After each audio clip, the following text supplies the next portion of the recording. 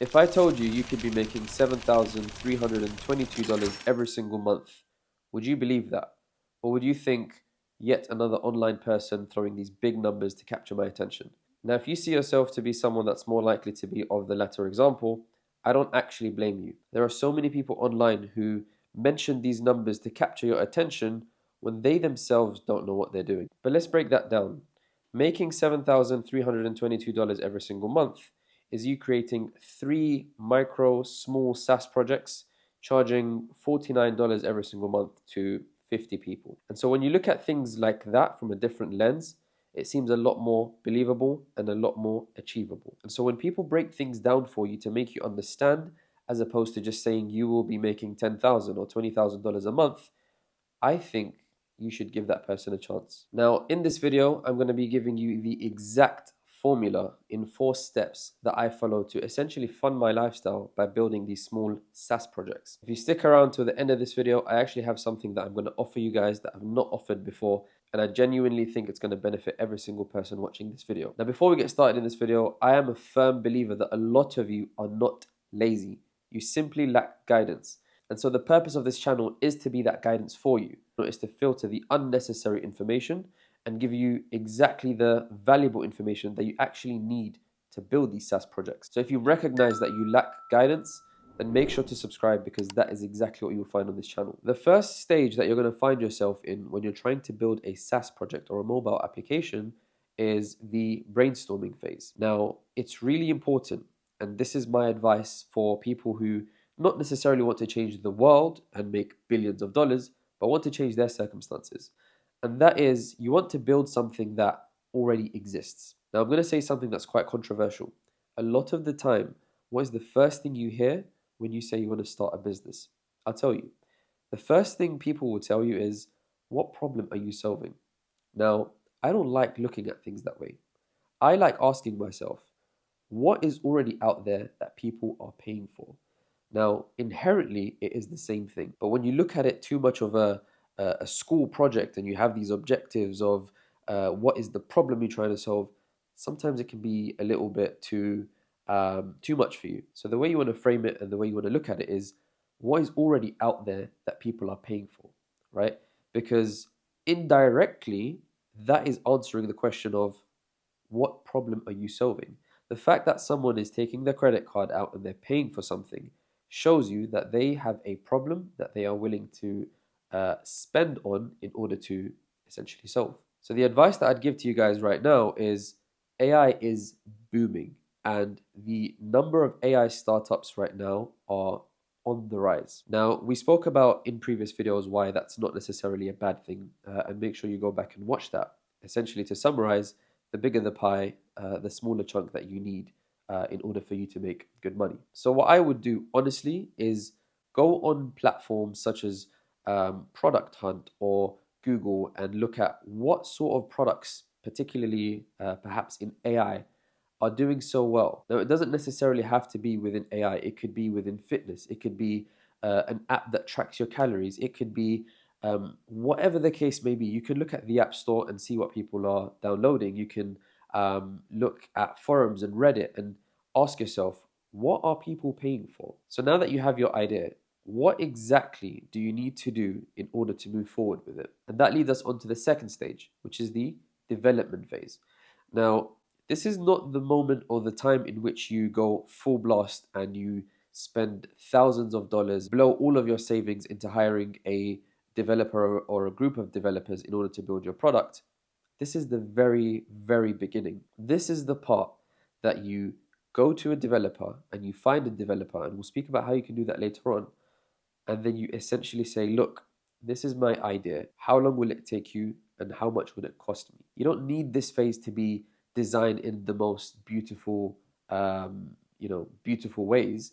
You just need to verify whether this is something that you can replicate and something that you're willing to replicate. Because look, you might have £1 billion and you might have a higher threshold of what it is that you can accept to build, right?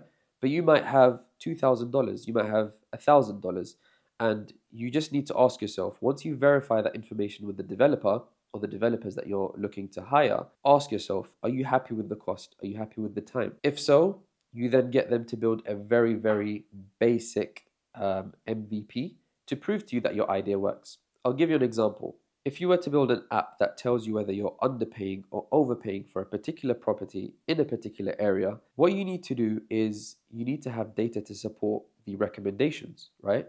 And so you could build the most beautiful app, but if it's difficult to acquire that information to then recommend whatever it is it's recommending, it's not going to work. So the first thing you need to do is find someone, explain exactly what it is that you need, see if they can build it with the most basic interface. Literally, I'm talking you click a button and it returns what it is that you need. If you can do that and you can verify that this is something that can actually be replicated, then you're in good hands.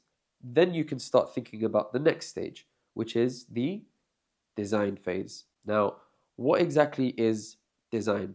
This is used in the tech space synonymously with, you might have heard, the UI UX phase, which is essentially the user interface, right? And the user experience. The user interface, generally speaking, refers to things like the coloring of the app.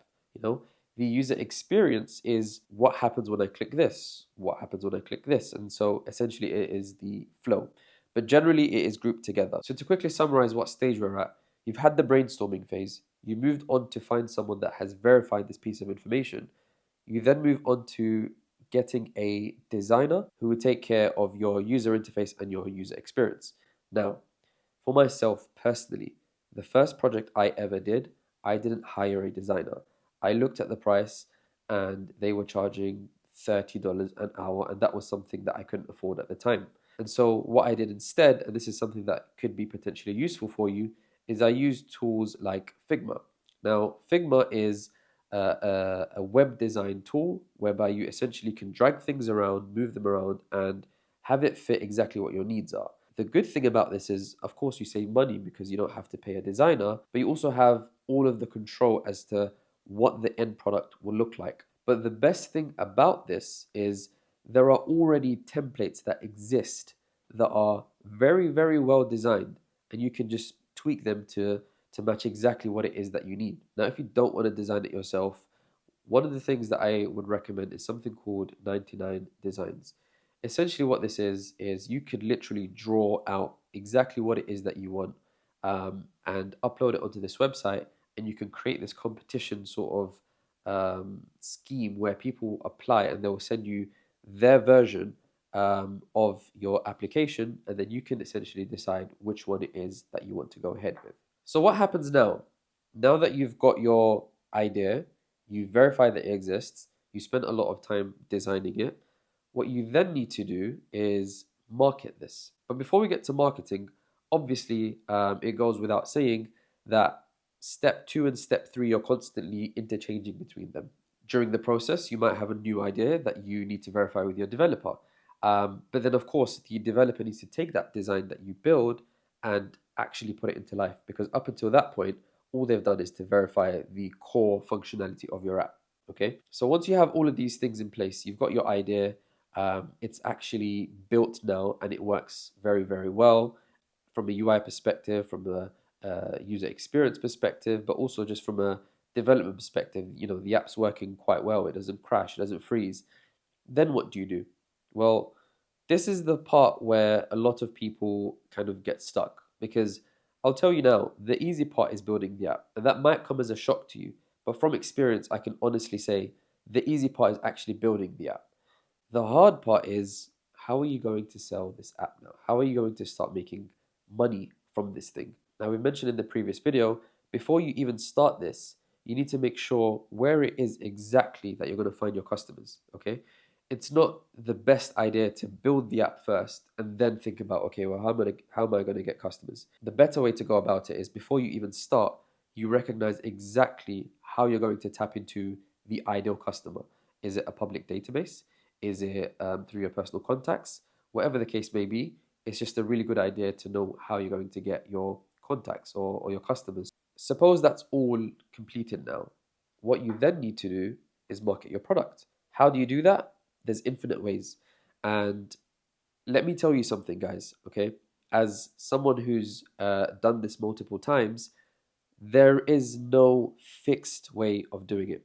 Now, there are ways that are very, very beneficial, which we'll talk about, but there is no fixed way. The reality is, no one knows how to go about doing things in entrepreneurship. And that is an honest truth that I don't think a lot of people really understand or believe. Okay, someone might be successful in their venture, and look, I'm not disregarding the knowledge that they have, but they won't necessarily know the outcome of. Let's say you have a socks brand and you want to go out and stick socks on trees, right? It might sound stupid, but often stupid ways of marketing tend to work, right? And so someone who has a very successful business might turn around and say to you, that is the most stupid idea. Don't even think about it, right? You then go out and you try it and it works. The point I'm trying to make is not to disregard people who have walked that path, but sometimes trust your instinct. Sometimes trust your gut. Ask yourself, with this product that I have this idea to go and email 1,000 people in that space. Try it out. That might work. It might not. But there are things that have been proven to work. And that's things like social media, posting your product on TikTok, which I'm a very, very big fan of because, as I've said in previous videos, the exposure that TikTok gives you is historically unheard of. It's not something that's been around. And so it may not necessarily be around for too much longer. And so it's really important to take advantage of platforms such as TikTok, right? So that's the first thing I would recommend. The other thing that I would recommend once you've come to the sort of marketing phase, and something that I think is potentially one of, if not the most valuable way of doing things, is leveraging off of influencers. Why do I say that? The reason is because influencers already have the ideal customer profile at their disposal, right? And all you need to do is come to an agreement of pricing in order to tap into that ideal customer. Now, these ideas are, as you can tell, pretty much all online. It doesn't have to be that way, but the reason why I really, really like online marketing is because of this thing that I keep mentioning, which is exposure, right? If you were to pick up the phone and make 1,000 calls, you might have a lot of people that are not interested.